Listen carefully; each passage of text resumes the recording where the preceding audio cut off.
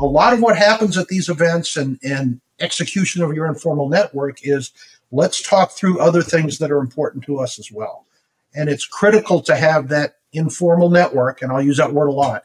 It's critical to have that informal network to be able to leverage, to be able to take advantage of, and to just kind of, get to where we need to go as information security executives. SC Media is proud to present this month's CISO Stories program. Each month, the CISO Stories program explores a cybersecurity topic selected by Cyber Risk Alliance's CISO community and provides content that examines that topic from a variety of perspectives. Hosted by Todd Fitzgerald, best-selling author of CISO Compass, the CISO Stories weekly podcast features content powered by the 1,100-plus members of the Cyber Risk Alliance's CISO community. Listen to previous CISO Stories podcast episodes at CISOstoriespodcast.com. Cybersecurity Collaborative is a unique membership community enabling cybersecurity leaders to work together in a trusted environment. To learn more, visit CISOstoriespodcast.com/CSC. I'm your host, Todd Fitzgerald, and this week we welcome Gene Scriven, CISO at ACI Worldwide. Welcome, Gene. Thank you. Thank you, Todd. Pleasure to be here. Good to have you here. So before we get into cybersecurity, in our topic today, you've had a long career in cybersecurity. You've been the CISO for Home Depot. You've been a CISO for Sabre. I just have to say I was there first. But I was not the CISO there. I was managing DBAs and data modelers back in the 80s for American Airlines. So I know the company well, great company. But tell us a little about your career and why, what attracted you to the field of cybersecurity? Absolutely. Well, unlike a lot of people in this arena, I got my start in the United States military. And you can go one of two directions with that. I chose the opportunity to work on a lot of projects and a lot of avenues and initiatives that dabbled in security. Some of it was writing code. Some of it was building security parameters and programs and whatnot. And after 14, 15 years in the military, I left the military and decided that I was going to conquer the world as an information security expert, because cybersecurity wasn't a word back then. So started down that route, worked at a couple of government contractors, actually found my niche for a while, which was consulting. Did some time with Deloitte, did some time with PwC, and absolutely loved the opportunity to parachute in somewhere, see what the problems are, help people resolve them, and then leave and go into the next customer. I actually loved that. I enjoyed that. At some point, my family decided that I was traveling too much and that I needed to own the problem, so to speak. And at that point, I began looking for opportunities to run security or to be involved in security at companies. And that began my career almost 20 years ago this year as a CISO. And it's been a wild run, Todd. I mean, I'm sure working for those different consulting organizations, you picked up a lot of different things about different ways of doing things that helped you parachute into those places. Yeah, you absolutely do. And we're all professionals here, but it's not all just about the technology. And one of the things that you learn at those consulting firms and others is, a lot of this is partnership and collaboration and communication. And if you are able to, like I said earlier, parachute into an organization, gain people's trust, provide them solutions that are going to work, come up with strategies that make sense, then you'll do well. And being able to parlay that into a position or an opportunity at a company as a security executive comes in very handy. And it again, helps make you successful. Well, that's a great segue into our topic today, which is no one succeeds alone, why you must have an informal network. So let's talk about that. How does the CISO go about establishing, maintaining this informal network, since it is so critical? Yeah. Well, let me backstep for a second and kind of say a word or two about what the informal network is. and then I can tell you how we get there. So we've all been to these conferences and seminars and events that folks put on and invite us to, which are invaluable, by the way. But as you step into those events, you always see a group of folks, generally the older folks, the more experienced folks, off in a corner somewhere, cuddling their drink, but also talking about things that aren't necessarily the latest technology or the latest tool or the latest suite of things to help us do our job. What they're talking about is experiences that they've had, things that they've done together, things that they've experienced together, and leveraging that informal network, if you will, to talk through things that are oh so important for us. Now, again, we may be at a seminar that's there to talk about, I don't know, SIM solutions or identity management, and obviously that has our attention. But a lot of what happens at these events and execution of your informal network is let's talk through other things that are important to us as well. And it's critical to have that informal network, and I'll use that word a lot. It's critical to have that informal network to be able to leverage, to be able to take advantage of, and to just kind of, get to where we need to go as information security executives. That is so critical. I was at an event recently, and it always amazes me, all these people that I know when I show up at these events, and the joy in that is reconnecting with other people. But then you're talking about issues and talking about things that are important to you. And so how does one, like you said, the old people over in a corner, having their drinks together and stuff. So those informal networks that get set up over a period of time. So how does the new person, in this field, how do they establish these informal networks? Absolutely. Good question. So when people talk about informal network, probably the most obvious thing that comes to mind is LinkedIn. And I think LinkedIn is a great tool. It's a valuable tool. But when we're talking about informal networks, it's about quality, not quantity. And, myself, I had to go look before we talked. I've got 500 plus connections on LinkedIn today. Are all of those part of my informal network? Absolutely not. Okay. How does the new individual start a network? You identify folks that you trust. You identify folks that you have a history with. You participate in discussions and events that elaborate on that trust and those relationships. And the first time that you have an opportunity to pick up the phone and call somebody and say, hey, let's talk through something off the record, but nothing proprietary, you begin to build that network. And I'll tell you, Todd, just in the last month, I can give you 2 situations in the last 30 days of when I've picked up the phone, contacted people in my informal network and said, hey, help me talk through something.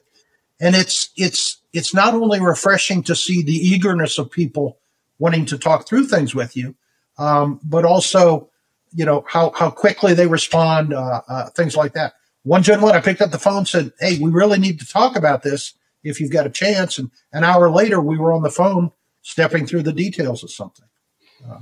It's important to say, and I kind of alluded to this earlier, as CISOs and as security executives, we surround ourselves with tools and applications and solutions that allow us to succeed.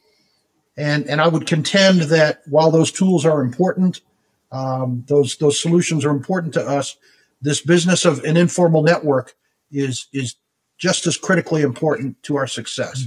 I'm a former military guy, as I mentioned, and one thing about the military is you don't get to pick who you work with, right? You're assigned people, and those are the people that you deal with. And a general has at his disposal a lot of squadrons, a lot of battalions, depending on what service you're in, that he can take advantage of. But a smart general will surround himself with people that he trusts, people that he knows are experts in their area, people that won't hesitate to respond to him when he picks up the phone and says, hey, I need your help.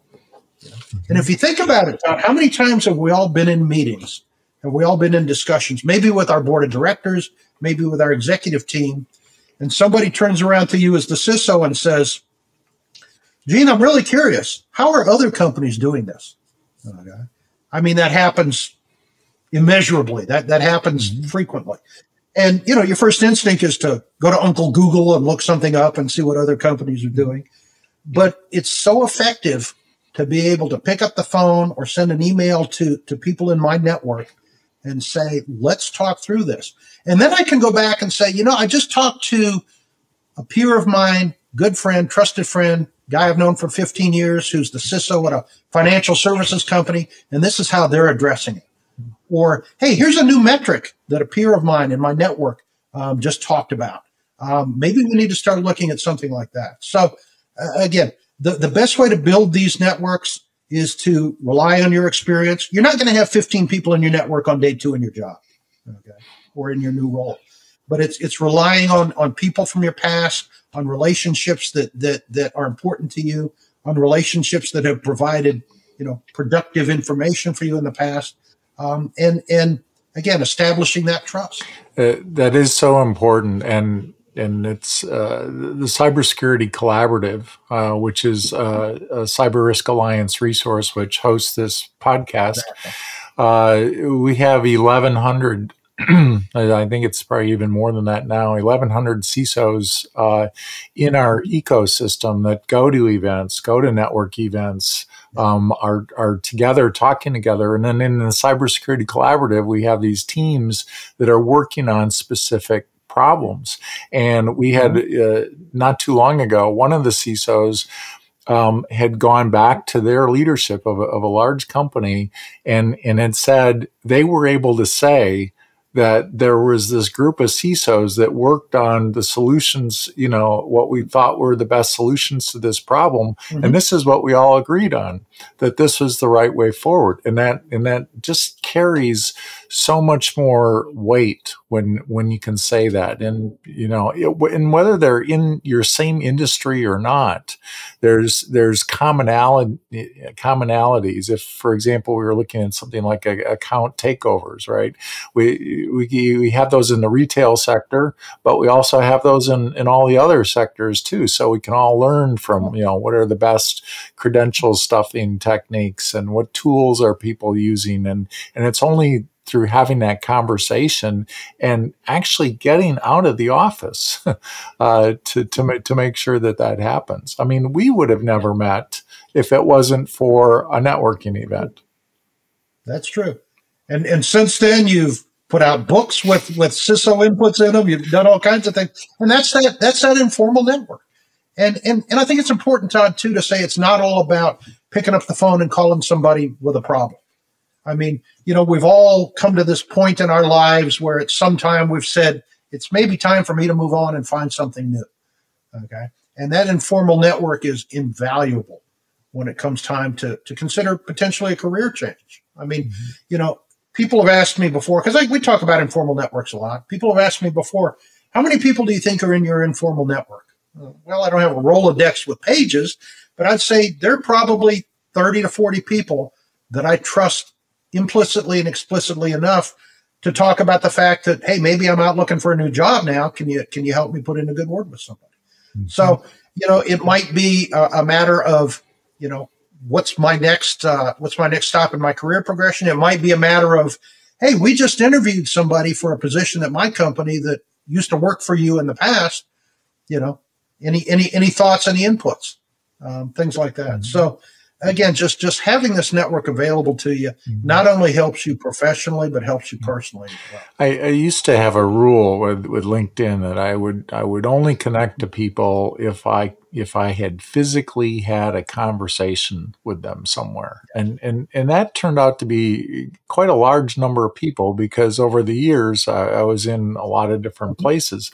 And I found that I've relaxed that rule a little bit now because I'm also trying to, help the next generation and connect the next generation to other people as well. But, when somebody sends you this random connection request and you have no context, as to why they're connecting to you. It's really hard to just add that connection. So I always tell people, add a note in there, or say we met at this conference. And I find that in this field, people are very helpful and want to connect and want to collaborate and want to help other people learn what they learned. Yeah, I agree, Todd. And I'll say it again. I think LinkedIn is a great tool. I think it's invaluable for networking. But like you said, every single one of us listening to this podcast has gotten that message that says, hey, I want to be part of your network. Probably because I want to sell you something, but who knows?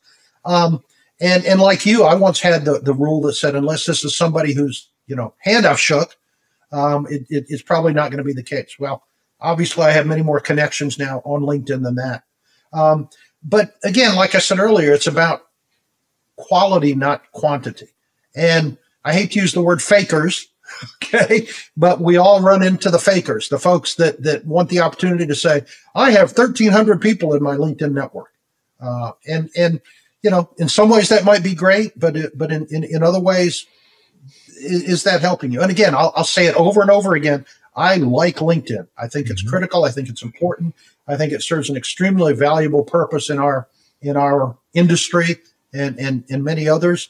But when it comes to the informal network, I'll tell you, I mentioned there might be 30 or 40 people in my network. There's probably a dozen of those that I'm not even connected with on LinkedIn. Mm-hmm. It's just, it's that close of a relationship.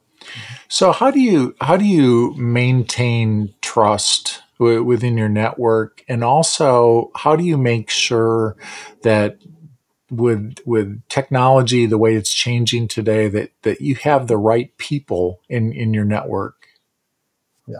Well, I think you maintain trust by adhering to, rules of engagement. And I'll mention, I contacted a friend of mine just recently to talk about some aspects of things that we're doing that I wanted to see what others were doing. But the unspoken rules of engagement there, or spoken if they need be, are let's not talk about anything proprietary. Let's not talk about anything confidential.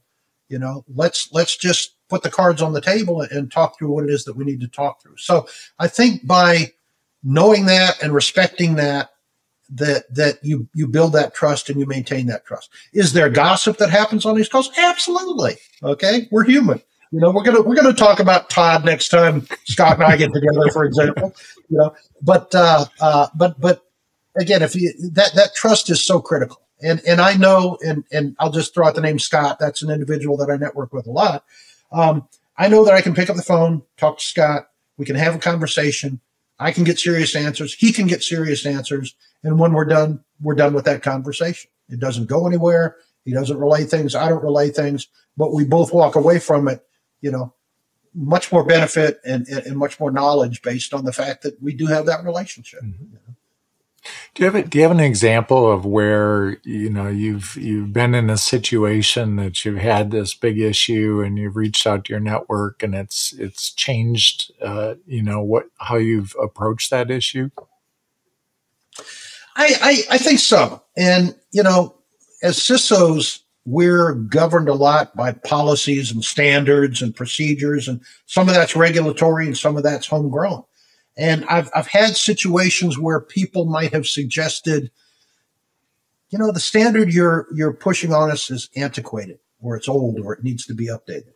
And, we're like old pit bulls. We grab a hold of something like that, and we certainly don't want to let go of it. But sometimes it's good to have a discussion with, again, your informal network with others and say, are you guys looking at this particular policy differently? Are you handling encryption differently? Are you managing vulnerabilities differently? Whatever the case might be, than what we did 3 years, 5 years, 10 years ago. And a lot of times those discussions, and in some cases I can tell you those discussions have resulted in, a different way to look at things. And potentially some changes in the way that companies do things. Again, it's so important to realize that as the CISOs at our companies, we're the top people in information security. Where do we go to get advice and guidance? And while we have smart people working for us, it's always good to know that I can go to people that I've worked with before, that I've had relationships before. to get advice outside of what it is that I deal with every day. And that's often refreshing.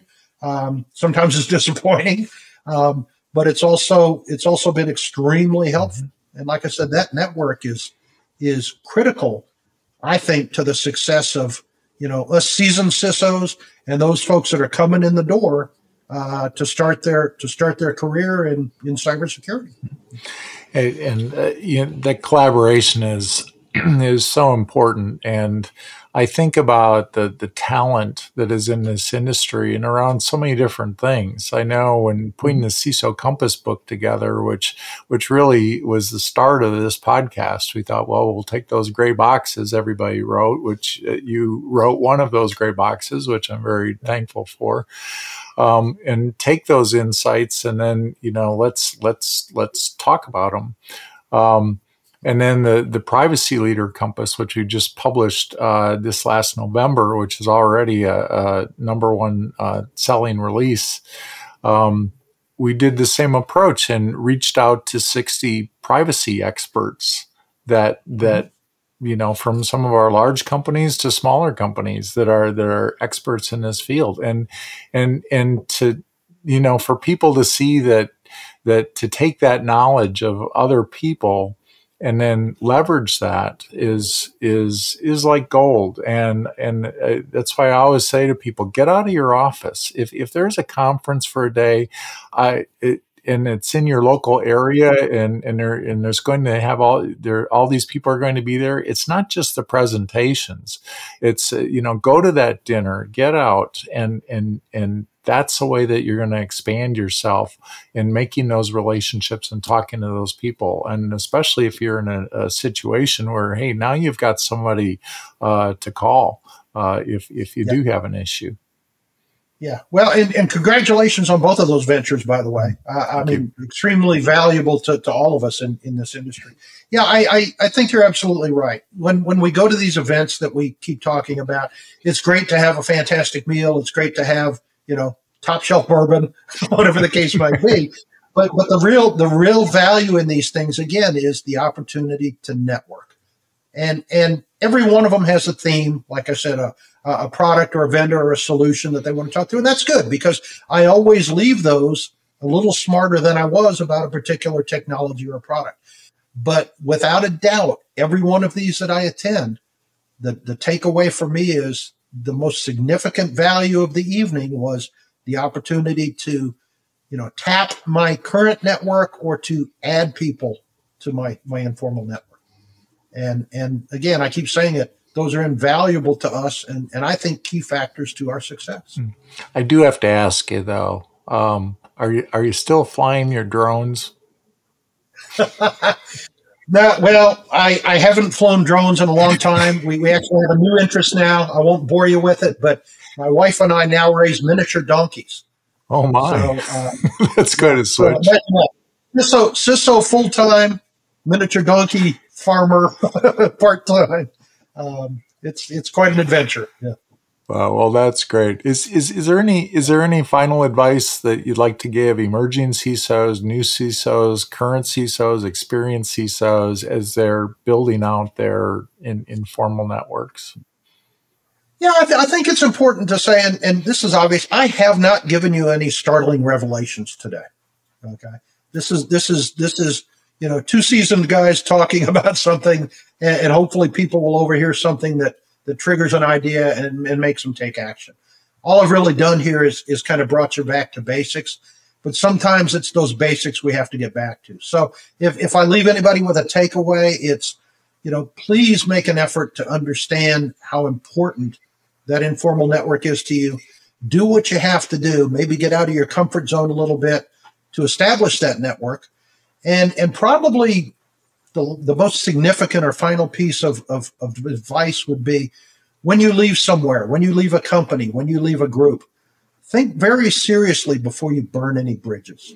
Okay. Not only is that good career advice, but this informal network that we've been talking about relies a lot on the trust that you leave with people and, quite frankly, the impression you leave with people. Mm-hmm. Because there are people that I've worked with in the past that I would never pick up the phone and call them about. Mm-hmm. So, again, think very carefully when you leave somewhere or leave a group, and take advantage of the fact that you can leave that environment or that trust or that group or that organization with some fantastic contacts that may help save your career down the road. I think that's fantastic advice. And I think, for new people in the field, probably don't realize how small, in a way, the cybersecurity field is, and that there's a lot of people that know each other, and we're friends with each other. I joke a lot. Oh yeah, all friends, all work together. I mean, there are people that I hired 30 years ago as security analysts who are now CISOs at major companies, and it's fantastic to be able to leverage that. I'm convinced, though, Todd, there's only about 30 of us, and we all just keep changing jobs. It could be the case. Well, and thank you again for your contribution to the CISO Compass book, which is on another topic of making that transition from a techie to a business level executive, and I suspect that that journey wouldn't have been as productive for you if you hadn't had hadn't established that network along the way, and people to help give maybe that little pointer once in a while, say, oh, you might want to do this, you might want to do that, which helped you in your career as well. Absolutely critical. Couldn't agree more. Yeah. So thanks a lot, Gene. It's a pleasure talking to you again. Same here, Todd. Let's keep in touch, and thanks for the opportunity. Anytime. Thank you. Thank you for tuning in for this week's episode of the CISO Stories podcast. Please subscribe to the CISO Stories podcast, and you will receive a new story each Tuesday at 10 a.m. Eastern Time. We'll see you next week for a new episode.